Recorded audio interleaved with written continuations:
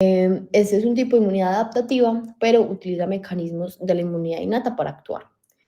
Y lo más importante de la hipersensibilidad es que no se va a eliminar el estímulo. Entonces, no se va pues como a hacer el control de una respuesta. Lo que pasa normalmente en la inflamación, por ejemplo, yo en este momento tengo una gripe horrible, entonces el virus está en mi cuerpo, el sistema inmune va a actuar, va a generar inflamación, pero en el momento en el que el virus ya no esté en mi cuerpo, hasta ahí, pues ya se acaba la inflamación, el sistema inmune ya no me va a atacar, entonces no va a tener esta gripa tan horrible. Pero lo que pasa en la hipersensibilidad es que por algún motivo el estímulo que está activando el sistema inmune no se elimina. Como no se elimina, entonces el sistema va a seguir, va a seguir, va a seguir, va a seguir, entonces va a terminar pues como atacando pues el cuerpo. Entonces, súper importante que no se les pueda olvidar que es una respuesta a algo que ya se respondió previamente, es algo que nosotros ya conocemos. Un ejemplo, una enfermedad autoinmune, una alergia, algo así. Por eso es que dicen que, no sé, cuando te pica una abeja, si eres alérgico, la segunda picadura es como la peligrosa. Listo. Entonces, ¿por qué se da esta hipersensibilidad? Puede ser porque hay una exposición persistente al antígeno, como les estaba diciendo, también porque hay una predisposición genética y por eso hay una respuesta exagerada, o porque tenemos fallas en la tolerancia, o porque tenemos todas. ¿Cómo puede pasar? Entonces, sabemos que hay diferentes tipos de sensibilidad, principalmente 4 tipos, y vamos a ir hablando de uno por uno. Entonces, les traigo un caso clínico. Tenemos a un hombre de 30 años que estaba en una fiesta de cumpleaños y se comió una torta que tenía maní.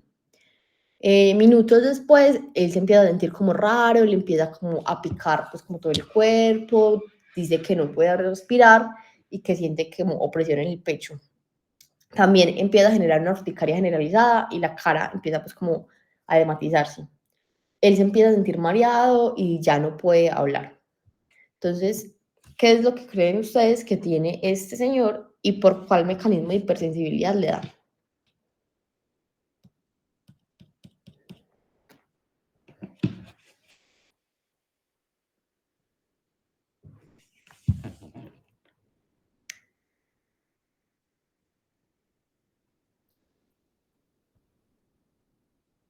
Si no saben, también pueden decir no sé y no pasa nada. Pero la idea es que participen porque así es toda la tutoría. Si no hablan, pues la verdad no podríamos seguir.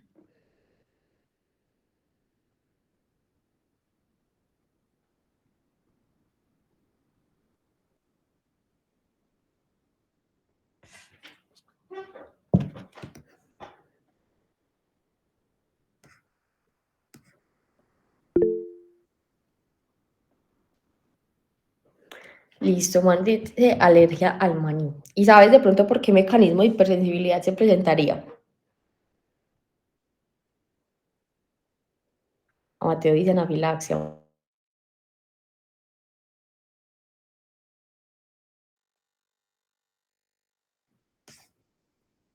No sé, el uno. Listo, muy bien. Entonces, entre todos llegaron súper bien. Este caso en específico sería anafilaxia. Y el tipo de hipersensibilidad que estamos presentando sería una hipersensibilidad tipo 1. Las características de esta hipersensibilidad es que es súper rápida, actúa muy rápido en minutos, 2 a 3 minutos aproximadamente. Y es una hipersensibilidad que está sobre todo en la atopia y en las alergias y en la anafilaxia, que sería pues como una reacción, ya la alergia pues como más exagerada, que es la que causa pues como esta reacción pues como tan fuerte que incluso puede llegar a la muerte si no se pone pues como la adrenalina rápida.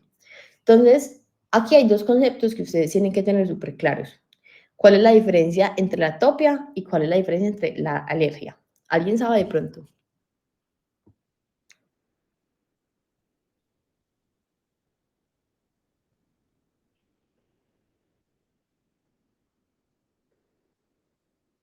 Lo que crean, no, está bien si no saben, no pasa nada. La idea es que lo aprendan. Pues no sé si está bien, pero pues como que la persona como atópica es como ya que está como predispuesta genéticamente como sí, como a desarrollar como esas reacciones alérgicas. Es como si pues reaccionaran como exageradamente, pero ya como predispuestos.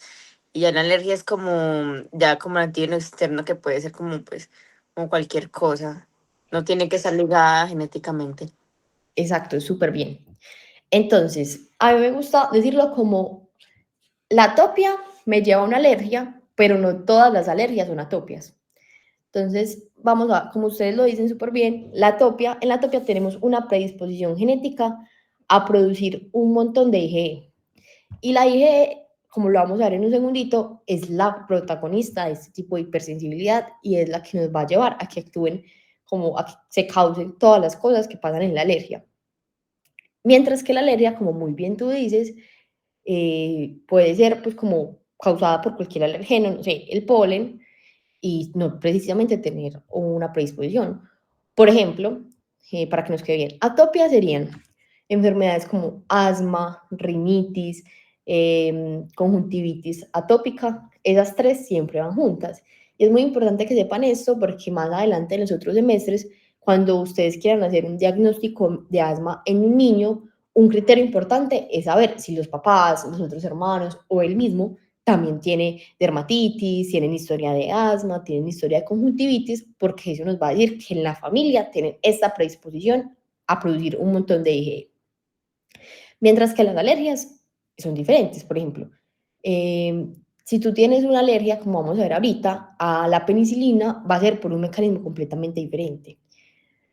Entonces, sí, las alergias, o sea, las atopias están, veremos con un conjunto, ¿cierto? Voy a dibujarles aquí. Las alergias, ay, ¿cuál es este? Tenemos que las alergias son esto grande, ¿cierto? Ay, alergia. Pero las atopias están dentro de la alergia. O sea, las atopias son alergias, por ejemplo, asma alérgica, pero no todas las alergias tienen que tener atopia. ¿Eso quedó claro?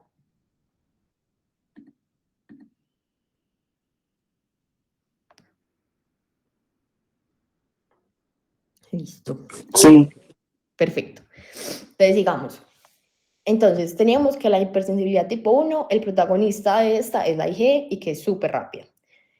Y va a tener también unas células que son muy importantes, que son los mastocitos, los basófilos y los eosinófilos. En un segundito vamos a hablar más de estos, pero primero veamos cuál es el mecanismo por el que pasa.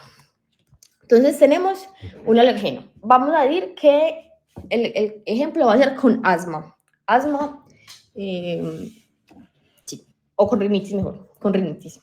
Entonces, los riníticos, me imagino que aquí alguien debe tener rinitis porque es súper común, cuando salen pues como allá ácaros o cosas así, de una se ponen pues como así como estoy yo, pues como a moquear, con la nariz rojita y todo, y pues como los ojos irritados. Entonces, ¿qué va a pasar? Ese ácaro va a llegar a las mucosas y por primera vez en la vida llegó a la mucosa. La célula dendrítica lo va a reconocer. Entonces, esta parte ya la sabemos súper bien, que la célula dendrítica va a viajar a los ganglios linfáticos y ahí va a ser la presentación de ese antígeno a las células T. Entonces, ¿qué pasa ahí? Cuando una célula T se activa, sabemos que estas se van a diferenciar. Entonces, el patrón específico de esta es TH2, ¿cierto? Entonces, recordemos que la TH2 nos sirve para, pues generalmente uno la asocia como antiinflamatoria, pero en realidad no es una respuesta antiinflamatoria, sino que es una respuesta que tiene unos mecanismos diferentes, que nos va a servir para atacar a los parásitos o que en este caso nos va a generar toda esta inflamación que nos va a generar alergias. Entonces, la dendrítica va al ganglio, presenta a la célula T se diferencia en TH2 y este TH2 va a empezar a producir interleuquinas. ¿Cuáles? La interleuquina 4 y la interleuquina 13, que son súper importantes en todo ese sistema. Entonces, estas interleuquinas van a hacer que la célula B presente un cambio de isotipo y empieza a generar pura interleuquina pura IgE. Entonces, cambio de isotipo a IgE. Y así es que se empiezan a producir. Recordemos que esta es la primera vez que yo me expongo al antígeno. Entonces, ya esta IgE va a decir, bueno, yo voy a buscar a mi célula, a mi compinche, que en este caso sería el mastocito. Pero como es la primera vez que le pasa, el mastocito no tiene como suficiente estímulo para activarse. Entonces, ¿qué va a pasar? Cuando yo me vuelvo a exponer al ácaro, ya ahora sí voy a tener suficiente exposición al alergeno para que el mastocito se active. ¿Y qué es lo que pasa cuando el mastocito se activa? Va a empezar a producir un montón de cosas. Principalmente va a tener dos tipos de respuesta. La respuesta inmediata, que es en la que estábamos hablando de que eso le dan minutos, básicamente lo que me va a producir es aminas vasoactivas como la histamina y mediadores lipídicos como las prostaglandinas. Mientras que las citoquinas van a ser una fase más tardía que me puede dar en horas.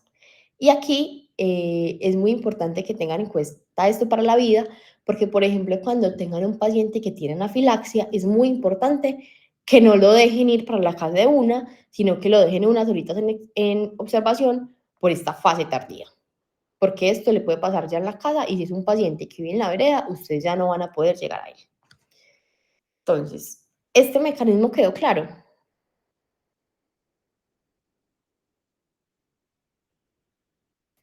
Súper.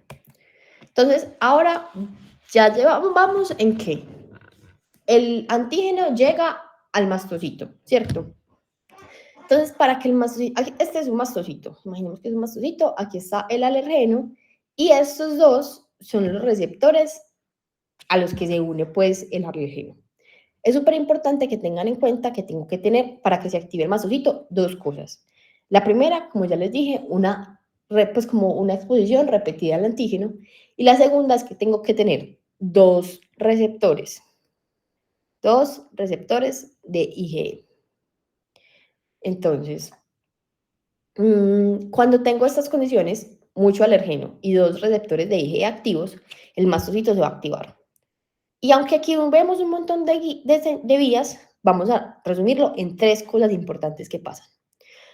Entonces, va a haber fosforilación del RAS y de MAP quinasas, y eso va a hacer tres cosas.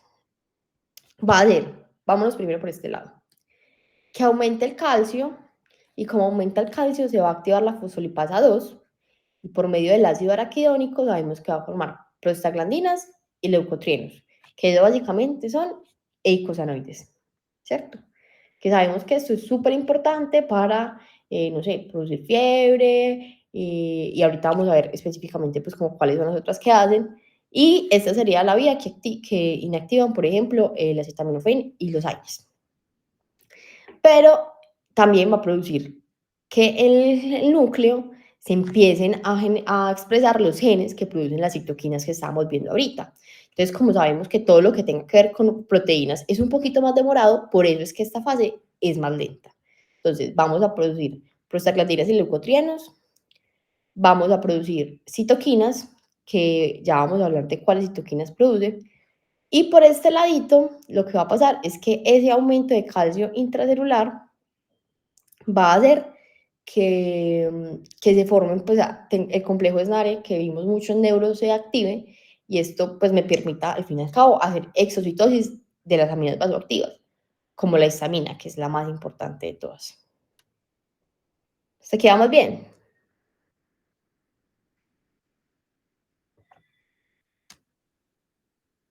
¿Me repites ese último, porfa? La parte de las vesículas, o Sí. todo, listo.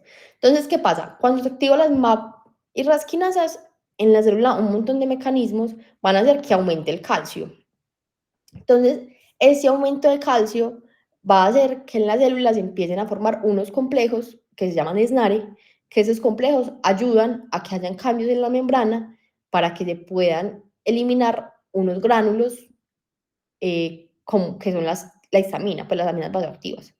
Entonces, el aumento de calcio hace exocitosis de la histamina. Gracias. Listo, perfecto. Entonces, ahora sí hablemos un poquito de qué hacen estas cosas que yo les estoy mencionando y cómo las células pues, perdón, me reí. ¿Qué es lo que hacen estas moléculas que yo les estoy diciendo y cómo, pues, qué células las liberan y cuáles son las células de las que estamos hablando? Entonces, vamos a tener a los mastocitos, que son supremamente importantes. Los mastocitos son células que se producen en la médula ósea y luego van a ir a los tejidos y a las mucosas, y ahí se van a quedar. Entonces, estos van a ser células que duran de semanas a meses y van a ser pues como el precursor más importante para que crezcan y proliferen es la interleuquina 3, que estábamos hablando ahorita, que es muy importante. Y los mastocitos van a tener un montón de receptores de alta afinidad para la IgE. Por eso es que estábamos hablando de IgE mastocitos ahorita, que son súper importantes. Perdón. Entonces, el mastocito lo que va a tener es que va a tener unos gránulos y que le va a permitir producir las aminas vasoactivas, que hemos hablado un montón de la histamina, pero también hay otras cosas que produce como heparina, sulfato y otras proteasas. Y además va a producir enzimas,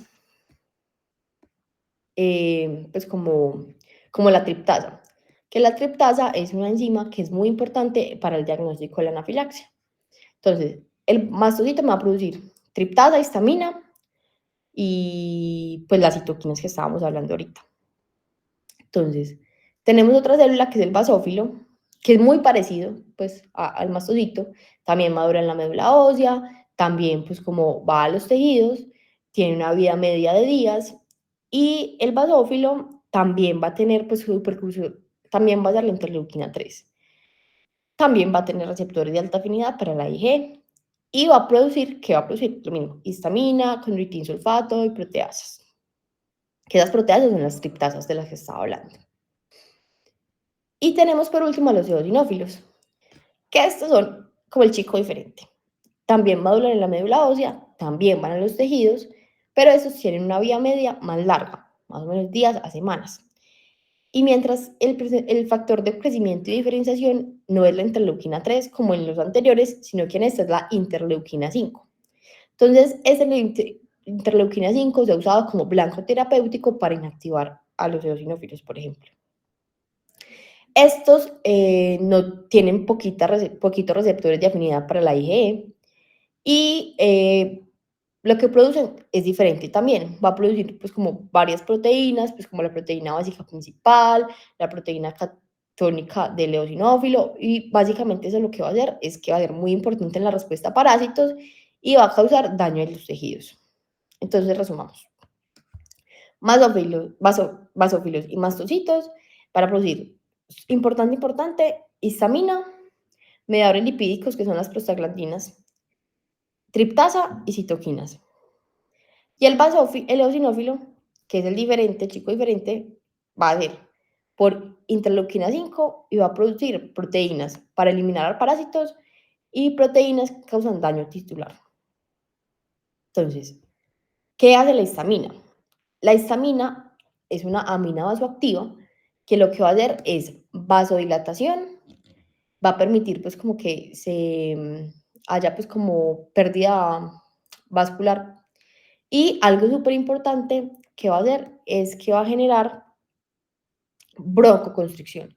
Y es por eso que cuando en la anafilaxia las personas no van a poder respirar, porque genera broncoconstricción. Además, va a generar un aumento del peristaltismo, entonces por eso es que van a tener pues como manifestaciones gastrointestinales.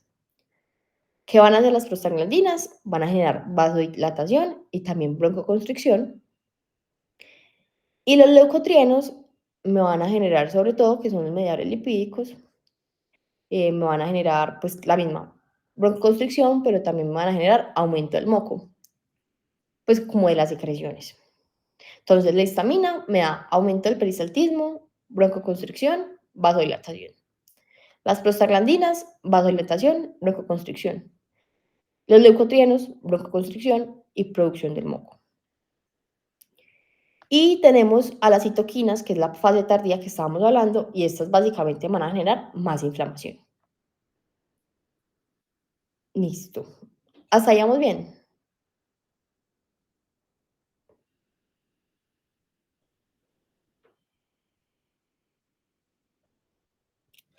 Listo. Ya, pues como que eso sería lo más importante en el tipo de inmunidad 1. Pues es la reacción de hipersensibilidad tipo 1. ¿Tienen alguna pregunta de esta o podemos continuar? Bueno, antes de eso les voy a tomar la asistencia.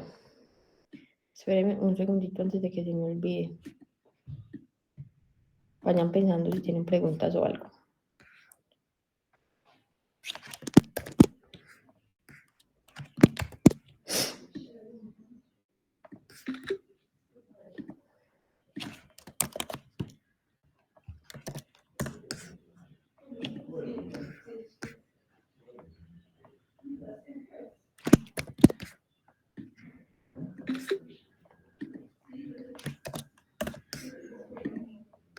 Listo.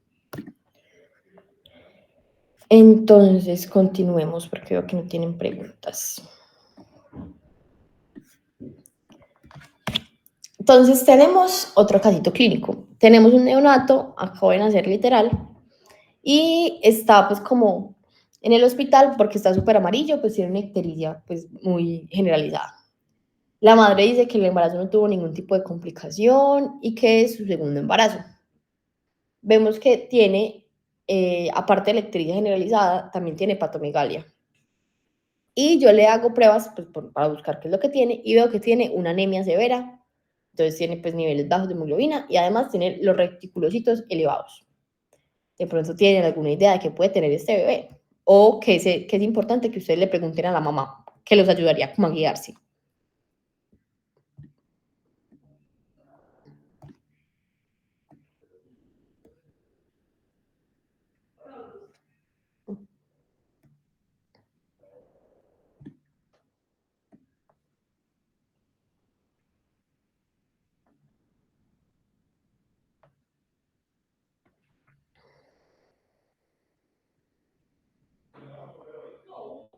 De pronto alguien tiene idea, si no saben me pueden decir no sé y seguimos, no pasa nada.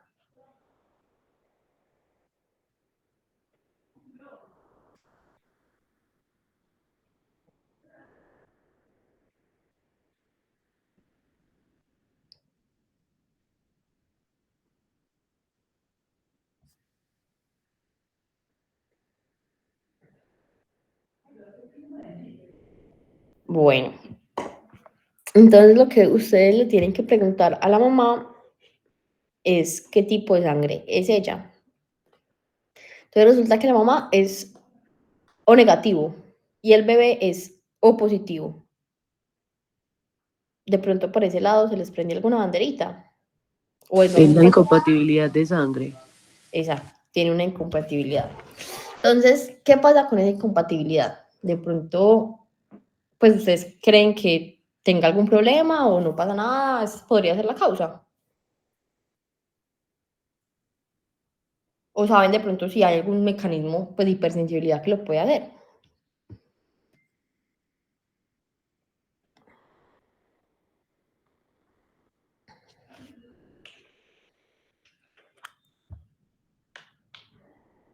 Bueno, sigamos mejor.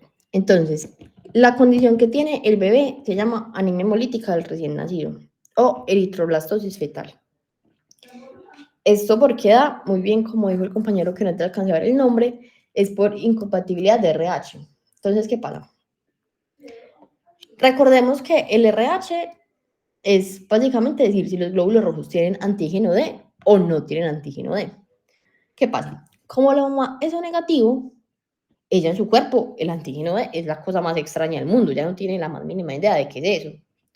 Entonces, si por ejemplo el papá del bebé es un padre RH positivo y por lo tanto el bebé da positivo, cuando en algún pues, momento en el parto, en la cesárea o durante un aborto, que la sangre fetal y la sangre materna se mezclen, para el sistema inmune de la mamá, este antígeno D es algo desconocido, entonces va a activar una respuesta inmune como lo hace a cualquier cosa desconocida.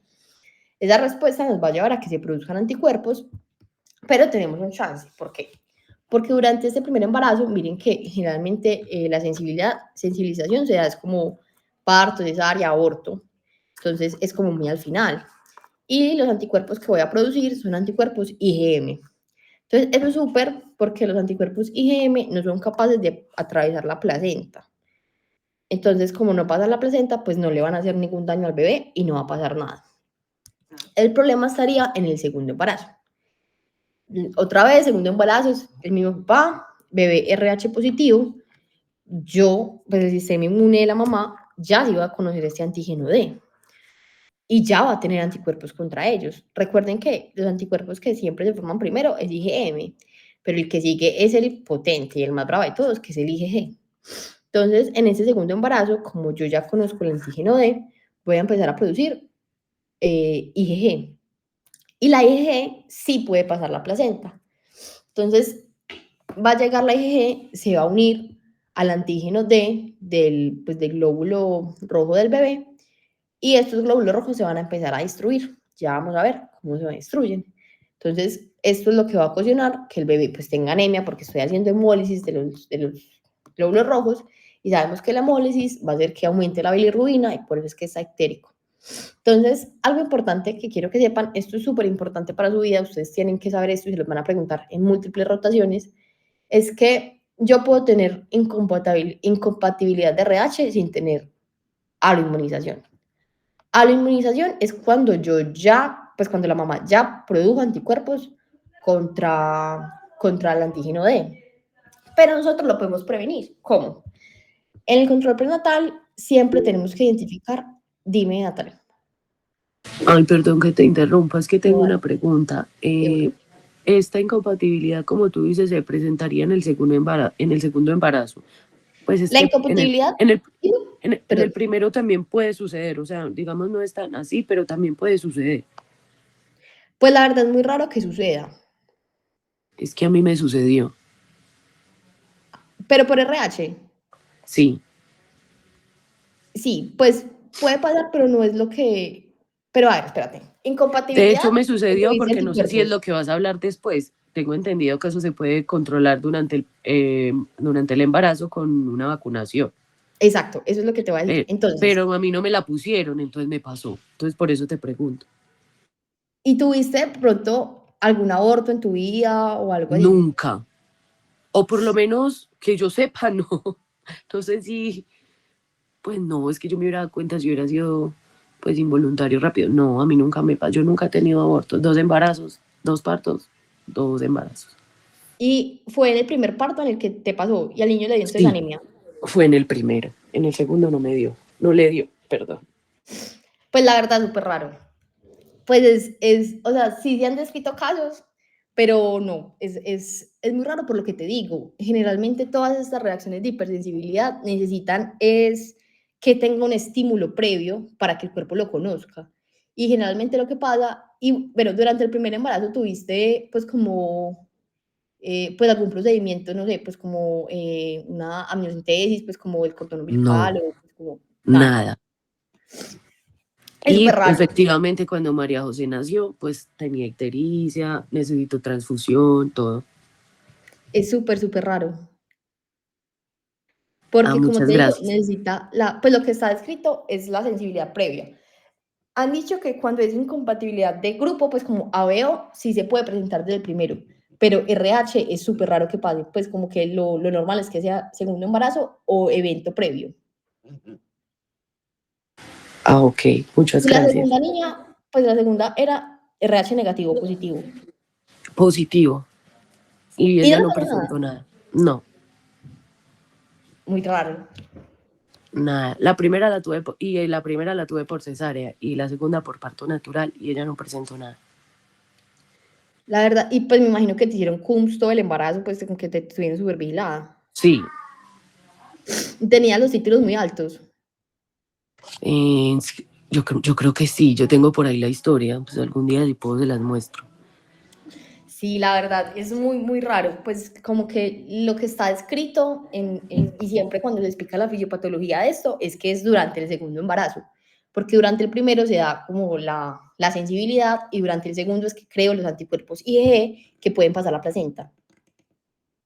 No sé, por eso pregunté. Muchas gracias por Sí, es súper raro. responderme, que es raro. Es súper raro porque incluso lo que pasa, pues para los otros compañeros, lo que uno hace generalmente es que en el control prenatal, la primera visita que la madre tiene, uno le manda una hemoclasificación para saber qué tipo de sangre es. cuando uno se da cuenta de que es RH negativo, uno a la semana 16 le hace una prueba que es el CUMS, que es de lo que le estaba preguntando a ella, que se llama CUMS indirecto. Entonces, básicamente, esa prueba es para yo mirar si la mamá tiene anticuerpos contra el antígeno D. Si me da positivo, yo ya tengo que hacer un seguimiento impresionante y pues como para ver cómo está el bebé, incluso en algunos casos se tiene que desembarazar, pues como antes de las semanas, porque es muy riesgoso. Pero la mayoría de mamás, pues como, porque ya hay mucha prevención, pueden ser RH positivo y tener el CUMS indirecto negativo, entonces eso significa que todavía no tienen anticuerpos. O sea, hay incompatibilidad de RH, pero la mamá no ha hecho anticuerpos contra el bebé. Entonces, lo que hacemos es que a la semana 28, pues imagínense que ya es muy adelante en la gestación, uno le pone como una vacuna, por así decirlo, que en realidad es como una inmunoglobulina anti-D. Esta inmunoglobulina lo que hace es que la mamá ya en siguientes eventos no me produzca nunca los anticuerpos, entonces no va a pasar nada si tiene un segundo embarazo positivo. Eso es lo que pasa siempre. Y por ejemplo, si la mamá tiene un aborto y es RH negativo, también tengo que ponerle siempre el Resumab, que es la anti-D, para prevenir que forme los anticuerpos. Porque una vez forma los anticuerpos, ya prácticamente no hay nada que hacer. Pues tu caso es súper raro. O sea, sí. Sí, de hecho, cuando, pues a mí también me pareció, porque yo me di cuenta de eso, fue cuando tuve la niña y pasó eso. Porque en el embarazo la doctora nunca me dijo que teníamos, pues ni siquiera me preguntó si éramos incompatibles, nada, ya como que no pensó en eso y no me lo hizo. Me di cuenta. Podría ser, ¿no creen que podría ser porque ella ha tenido contacto con la sangre de la madre en el parto? Pues vaginal. Pero es Ah, que era pues el primer era, no. embarazo. O sea, ella tendría que haber tenido una sensibilización en algún momento y de pronto no se dio cuenta. Ujú. Porque pues no hay otra forma de que tu cuerpo conociera el antígeno y produciera pues como... Es raro, es muy raro que pase, la verdad. Sí, por eso pregunté, porque como dijiste que normalmente era en el segundo, yo dije, ve, porque el segundo fue perfecto, no tuvo nada. En cambio, de hecho, la primera, por esa situación, estuvo casi una semana en UCI neonatal. Claro, es que es súper peligroso. Ujú. Pero sí Casi se me muere. es muy Incluso raro me porque dijeron que incluso... si en la transfusión podía morirse, Sí, pues claro, es en que el eso momento. es súper peligroso. Incluso, pues en la ley está que yo tengo que buscarte en el primer control prenatal, tú qué tipo de sangre eres, tengo que ponerte posparto también, pues como que súper mala praxis ahí. Bueno, yo no sé si en la ley, porque mi hija, cuando, pues eso ya fue hace 16 años, mi hija tiene 16, entonces no sé si en ese momento estaba, pero cuando yo la tuve, a mí el médico en el parto me preguntó, ¿a ti te vacunaron? Y yo le dije, no, yo ni siquiera sabía eso. Entonces me supongo que en ese momento ya estaba, porque ellos sí me lo dijeron. Sí, muy charro, pero sí, bueno, en este momento lo que pasa es que uno desde siempre, si hay RH, uno siempre pone eso, pues y es súper consciente de eso porque es algo muy peligroso y sí es un caso súper raro, pero entonces para todos que les quede en la cabeza que lo normal es que sea en el segundo embarazo, porque en el segundo embarazo es que producimos la IgG que puede pasar a la placenta y darle la anemia al bebé. Bueno, Muchas sigamos. gracias. Entonces, ¿cómo pasa esto? Pues porque, ¿cuál es el mecanismo que utiliza el sistema inmune para destruir a los eritrocitos? Es por medio de la hipersensibilidad tipo 2. Este tipo de hipersensibilidad está mediado por anticuerpos, principalmente el IgG, y dura entre 5 a 8 horas más o menos en generarse.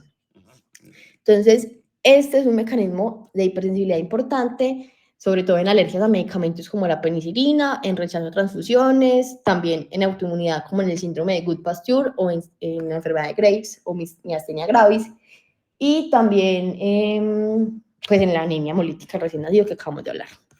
Entonces, ¿qué es lo que pasa? Los anticuerpos, a ver, se van, pues yo produzco los anticuerpos, ¿cierto? Y los anticuerpos van a ir y van a buscar al antígeno específico. En este caso, el antígeno del glóbulo rojo. Se van a unir al glóbulo rojo y ahí van a empezar a generar mecanismos de daño. ¿Cuáles mecanismos de daño tienen? Puede ser por opsonización y que pues, haya fagocitosis pues, por medio de los macrófagos. También puede ser pues como por activación del complemento. Y además, pues como que cuando tenemos esto, van a haber un montón de citoquinas, voy a reclutar un montón de células, entonces eso, pues va a haber mucha inflamación ahí, que al final va a terminar en la muerte, pues como de la célula que yo quiero matar. Entonces, recordemos pues que el complemento lo que va a hacer es que va a formar pues como el MAC, el complejo MAC, y eso lo que va a hacer es como, por decirlo pues así coloquial, abrir un hueco en la membrana que se van uniendo filamentos y filamentos para que al final la célula haga lisis osmótica. Entonces, llega el anticuerpo, se une al antígeno que está pegado en la célula y ahí va a tener mecanismos innatos para generar daño, ¿cierto? Ese es uno de los mecanismos. El otro mecanismo es por medio, bueno, otra cosa importante que tienen que tener claro es que aquí el anticuerpo no es el que hace el daño directo, sino que el anticuerpo es como el autor intelectual. Yo digo, anticuerpo, llego acá, el anticuerpo manda a todo el mundo a que destruyan, pero es por medio de mecanismos innatos que se hace el daño. Eso es súper importante que lo recuerden. Y ahora sí, entonces hay otra forma como los anticuerpos pueden hacer daño, que es uniéndose a los receptores. Entonces, hablemos, por ejemplo, de la enfermedad de Graves, que es la principal causa de hipertiroidismo. ¿Qué es lo que pasa? Es una enfermedad autoinmune en la que el anticuerpo se va a unir al receptor de TSH. Recuerden de endocrino que el TSH lo que va a hacer es que la tiroides, pues le va a decir la tiroides como, oye, produzca más hormonas. Entonces, el anticuerpo se une al receptor y le dice a la tiroides, produzca mis hormonas a la lata. Y por eso es que van a tener hipertiroidismo. Pero hay otra forma, hay otra enfermedad, que es en la enfermedad de Graves. Perdón, en la enfermedad de Graves es esta, la de la TSH, la de la tiroides.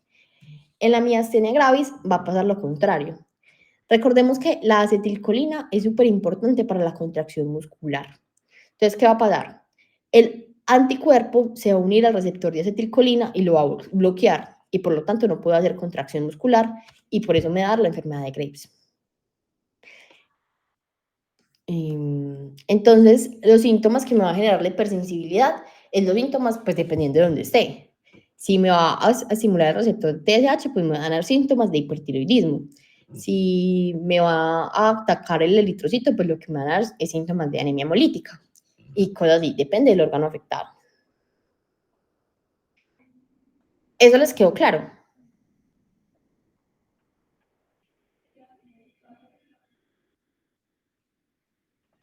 Listo. Entonces, sensibilidad tipo 2, mediada por anticuerpos con antígenos fijos. Y lo que va a hacer es que daña por medio de el sistema innato. Entonces, ¿hay alguna duda de esta hipersensibilidad? Creo que no. Sigamos. Entonces, tenemos una mujer de 32 años, va al médico porque tiene mucho dolor en las articulaciones, las tiene muy inflamadas, también tiene pues como alteraciones en la piel en forma de mariposa, tiene fatiga y malestar general, y también tiene pues como múltiples pues, lesiones cutáneas, y pues como que ya tiene como, ya se dice como, doctora, a mí me hicieron un examen del riñón y está como mal. De pronto eso les suena alguna enfermedad. Ustedes todavía, yo creo que ustedes todavía tienen ese taller. Tiene lupus. Exacto, del lupus. Y saben por qué, más pues porque, ¿cómo se explica? ¿Qué hipersensibilidad sería?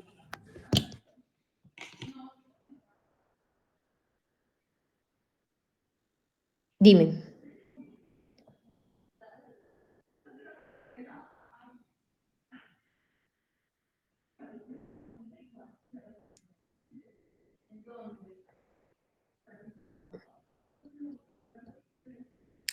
Bueno, yo sé que el lupus es una enfermedad súper compleja, pero vamos a intentar enfocarlo pues como lo que necesitamos. Entonces recuerden que el lupus, para que se dé, tienen que tener pues como la parte genética, la epigenética y la ambiental. Aquí vamos a enfocarnos en la parte de susceptibilidad genética y la parte como ambiental. Entonces, ¿qué pasa? Por susceptibilidad genética voy a tener una alteración en los genes que me van a alterar a los linfocitos, entonces la tolerancia como que no va a ser la mejor. Pero ellos viven su vida normal, no sé qué.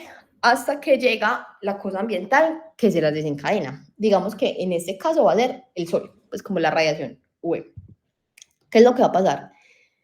Esta, pues como parte externa, esta radiación va a hacer que en las células se generen apoptosis, pero también voy a tener alteraciones en los mecanismos que me limpian como los residuos de la apoptosis. Entonces, se van a quedar como partecitas del núcleo de nuestras células. Esas partecitas del núcleo las van a reconocer los linfocitos, pues por medio de todo el proceso que nosotros ya sabemos que cómo se reconocen, y va a decir, como tengo una alteración en la tolerancia, ellos no van a identificar que son anticuerpos míos, que son antígenos míos. Entonces, lo que van a hacer es que van a empezar a producir anticuerpos contra mis propios antígenos, que van a ser autoanticuerpos. Esto pasa una vez, pero lo que pasa aquí es que se van a formar, pues, antígenos, complejos antígeno-anticuerpo, y estos complejos se van a unir a los receptores de las células dendríticas y a los linfocitos B. Luego entran a las células y se unen a los receptores tipo TOL, específicamente el tipo 9, que es el que reconoce pues, como ADN, y eso va a hacer que se estimulen las células y se produzcan más anticuerpos y que se produzca interferón. Entonces, básicamente, ¿qué es? Tengo la subtilidad genética que me altera la tolerancia. Tengo la cosa externa que me va a decir, haga apoptosis de las células, pero el cuerpo no puede recoger como los desechos. Esos desechos van a ser antígenos propios, que como tengo alteración en la tolerancia, los linfocitos los van a reconocer y van a generar respuesta inmune contra ellos. Produzco los anticuerpos se van a unir a los antígenos y eso me va a hacer que se activen las células dendríticas y los linfocitos B. Y eso que va a hacer que produzca aún más anticuerpos y que además produzca inflamación por medio de interferón. ¿Eso quedó claro? Ay, no, ¿me podrías repetir, porfa? De una. Entonces, recuerden que la tolerancia es lo que hace que nosotros no nos ataquemos a nosotros mismos, ¿cierto? Que hay un montón de procesos, que eso ya lo vimos en el parcial anterior. Y la apoptosis es la destrucción de las células, ¿cierto? Pero cuando yo destruyo algo, pues quedan por ahí residuos y lo que el cuerpo hace es que tiene su mecanismo para botarlos bien, ¿cierto? Entonces, ¿qué pasa? Cuando las personas que tienen lupus, no sé, digamos que salen al sol, el sol va a hacer que sus células empiecen a hacer apoptosis, pero como su cuerpo, no puede eliminar los residuos de apoptosis, ellos van a quedar por ahí volando. Y como yo tengo una alteración en la tolerancia que no me permite identificar que esas cosas esa basura que se queda por ahí volando es mía, voy a activar todo el sistema para producir anticuerpos. O sea, las células lo van a reconocer, se los van a presentar a los linfocitos, y los linfocitos van a decir, ay, sí, esto es raro, yo lo quiero matar, voy a producir anticuerpos contra ello. ¿Hasta ahí vamos bien? Sí. Listo. Entonces yo tengo anticuerpos y esos anticuerpos se van a unir a los antígenos. Pero la cosa es que esos antígenos no están en ninguna célula como pasaba en la anterior, sino que los antígenos están volando por ahí. Entonces voy a formar complejos antígeno-anticuerpo, que serían estos de aquí. Ay, hasta ahí bien. Sí. Listo. Entonces, estos complejos antígeno-anticuerpo lo que van a hacer es que van a ir a los linfocitos B y a las células dendríticas y las van a activar. O sea, las células tienen receptores para reconocerlos. Cuando los reconocen, hacen endocitosis de este complejo y dentro de la célula están los receptores tipo TOL que lo van a reconocer. Sí. Recordemos que los receptores tipo TOL son los que van a empezar a activar para que al fin se formen interferones y que los interferones son súper importantes para desencadenar un montón de inflamación. Pero además, como estoy activando linfocitos B, los linfocitos B van a seguir produciendo anticuerpos. Entonces, esta inflamación me va a hacer que tenga más destrucción de células y como tengo más destrucción de células, pues voy a tener más antígenos. Y como estoy activando más linfocitos B, pues voy a tener más autoanticuerpos. Y pues es que todo el tiempo es como una retroalimentación de los mismos antígenos hacen que yo produzca más antígenos y produzca más anticuerpos a la vez. Ahora sí. Sí, muchas gracias. Perfecto. Entonces, sigamos. ¿Esto por qué se da? por un mecanismo de hipersensibilidad tipo 3. Entonces, ¿qué es lo que pasa? Aquí también son importantes los anticuerpos, pero en realidad, a diferencia del anterior, los anticuerpos lo único que van a hacer es unirse a los antígenos, pero los antígenos están volando por ahí, ¿cierto? Perdón. Entonces, ¿qué pasa? Tenemos el anticuerpo que se une al antígeno. Van por la sangre y volando, chucuchú, en su viaje, bla, bla, bla. Si están en la aorta, pues no pasa nada, porque la aorta es muy grande.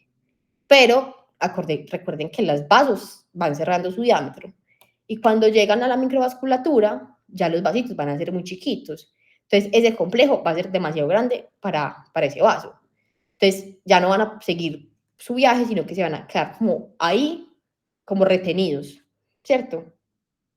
Pero están retenidos no porque se unan al vaso, sino porque ya no pueden seguir avanzando, no pueden seguir viajando.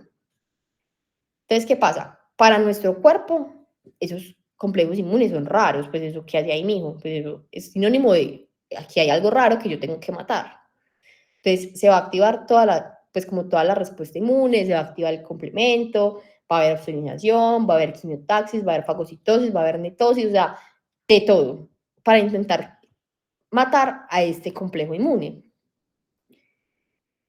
Y al final, pues lo van a lograr, pero resulta que todo lo que está alrededor, pues también se va a dañar. Pero ese es un daño indirecto. El cuerpo no quiere dañar el vaso, lo que quiere dañar es el complejo. Eso quedó claro.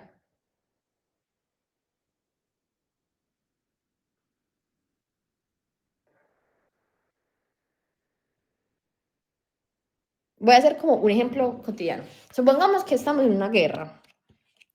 En la hipersensibilidad tipo 2, que es lo que estábamos viendo ahorita, yo tengo un francotirador que va a matar directamente al presidente de ese país. Yo quiero matar al presidente, trácata, y lo mato. Eso es lo que pasa en la hipersensibilidad tipo 2.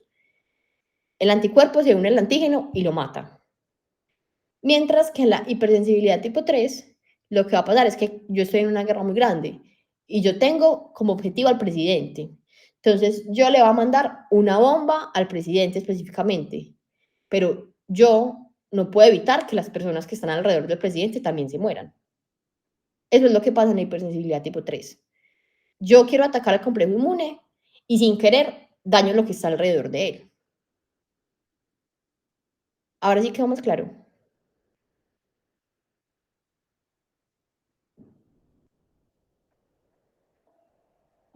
Listo. Entonces, es un daño indirecto, es un daño sistémico y los síntomas dependen del lugar donde esté. Sigamos con el lupus. Por ejemplo, el lupus daña un montón el riñón, pues porque va a dañar pues la microvasculatura renal. Entonces va a tener nefritis, pero también daña los vasos, entonces tengo vasculitis y va a las articulaciones y daña pues como ese lugar ahí la articulación, entonces va a tener artritis. Entonces el daño depende de dónde esté. Pero hay algo súper curioso. Imagínense que como estos complejos inmunes están todo el tiempo, porque hay un sistema, como vimos ahorita en el lupus, que todo el tiempo se están produciendo, hay un momento en que el complemento dice como, marica, ya, yo ya no puedo más, no tengo más que ofrecerte, y el complemento se consume. Y eso es una característica importante de este mecanismo de daño. Y otro dato ahí, que puede ayudarles como a entender la fisiopatología, es que recuerden que los antígenos empezaron a producir porque yo tenía un estímulo como la luz. Hay un punto en todo este sistema en que ya no tengo el estímulo, entonces los antígenos se van a agotar. Y si yo no tengo antígeno, pues no tengo el complejo, pues no puedo usar el complejo inmune, que es lo que causa el daño. Entonces, por eso es que el lupus tiene como periodos en los que no causa, pues como los síntomas mejoran y periodos en los que empeoran. Y las personas que tienen lupus tienen que tener mucho cuidado con el sol, entonces tienen que salir con sombrilla y pues como evitarlo porque les puede reactivar la enfermedad. ¿Estamos bien?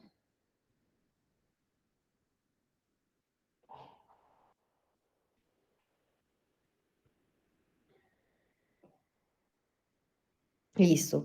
Entonces, sistema tipo 2, antígenos fijos. Yo quiero hacerle daño a lo que tengo ahí, o sea, al glóbulo rojo. Mecanismo tipo 3, Yo tengo un depósito de complejos inmunes y yo quiero hacerle daño solo al complejo inmune. Y se me chispotea y termino haciéndole daño a cosas, un daño indirecto. Y en la hipersensibilidad tipo 3, eventualmente se empiezan a agotar las cosas, se empieza a agotar el antígeno, y específicamente en el lupus, pues, si no tengo el antígeno, entonces no tengo el daño y los síntomas mejoran. Bueno. Ay. Hasta ahí vamos bien. ¿Tienen alguna pregunta? ¿Quieren que repita algo?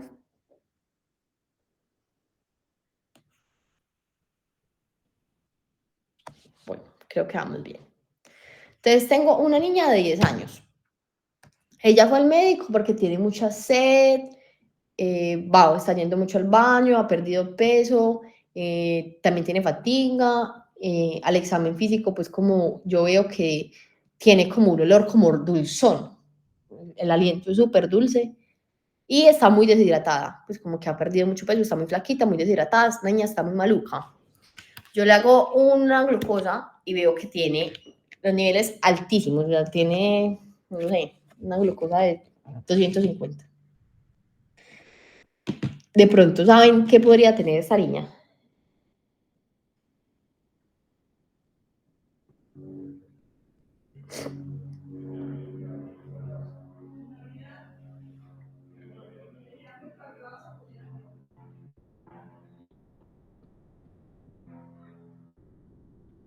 ¿Qué enfermedad hace que el azúcar esté alto en la sangre?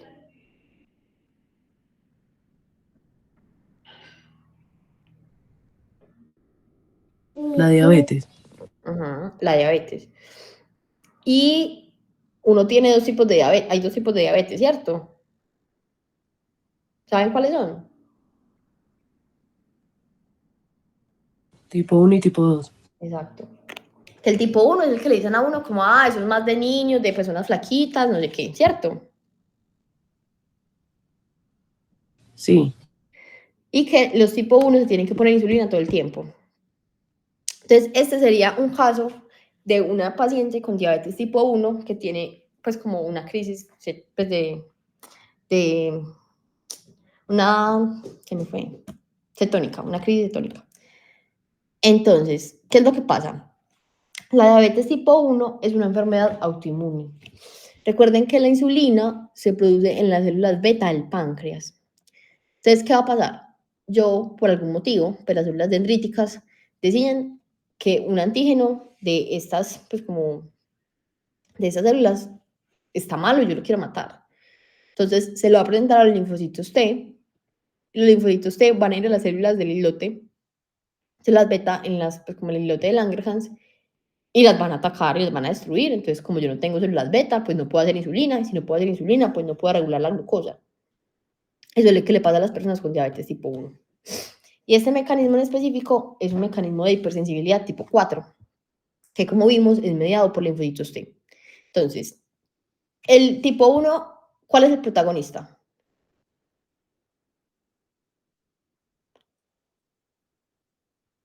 El mastocito. El mastocito que produce, pues, la IgE, muy importante, la célula mastocito. En el tipo 2, ¿qué es lo más importante?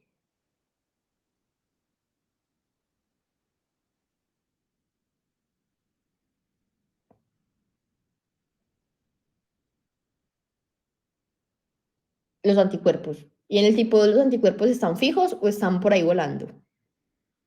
Fijos. Muy bien. En la tipo 3, ¿qué es lo que más importa? Pues lo mismo, pero ahí sí están volando. Exacto, súper bien. Mientras que en la tipo 4, lo más importante son los linfocitos T. Entonces, ¿qué pasa? Tenemos... bueno, otra cosa es que esta es más lentica, pues porque se demora, pues como que los linfocitos T actúen. Es importante la dermatitis de contacto, es súper importante como en la tuberculosis y en esas pruebas de tuberculina que uno hace, esto es como lo que les explica. Rechazo injertos también, y en artritis reumatoide, y pues lo que acabamos de ver, diabetes mellitus tipo 1. Entonces, ¿qué es lo que pasa? Cuando los linfocitos T están vírgenes y se les presenta un antígeno, se vuelven linfocitos efectores, ¿cierto? Y de memoria. Entonces, durante la fase efectora voy a producir interferones y esto va a activar a los macrófagos y va a haber pues como inflamación. Y el daño depende del tipo de linfocito. Entonces, cuando yo activo los linfocitos CD4, por medio, pues como lo que va a hacer es que producir citoquinas, va a potenciar a los CD8 y me va a generar inflamación que me lleva a daño de tejido. Mientras que los linfocitos CD8, recuerden que estos linfocitos son citotóxicos y el daño va a ser por medio de apoptosis con fase ligando o por medio de granzimas y perforinas, como lo hacían las células NK.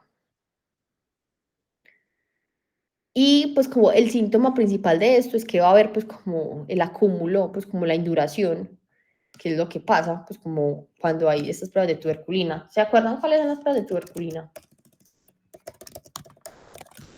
Son estas.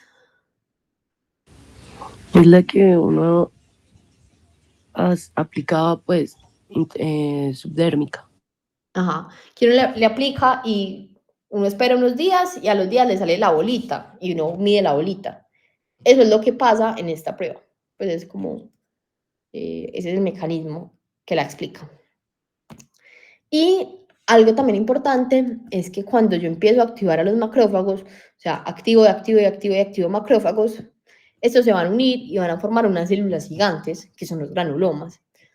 Y además, esas células gigantes se van a cubrir por fibroblastos. Y acuérdense pues que en tuberculosis tenemos pues como esas bolas gigantes que son los granulomas, que es lo que la dejan como latente. Entonces, ese es el mecanismo por el que formamos los granulomas en la tuberculosis por medio de los linfocitos T, que activan a los macrófagos y los macrófagos se unen. Muchachos, eso sería como todo lo que tengo preparado. Referencias, pues, Abbas es muy claro y muy chévere. Y es un artículo sobre diabetes que está ahí también. Bueno, ¿tienen alguna pregunta? ¿Quieren que reforcemos algo? ¿Quieren que repita algo?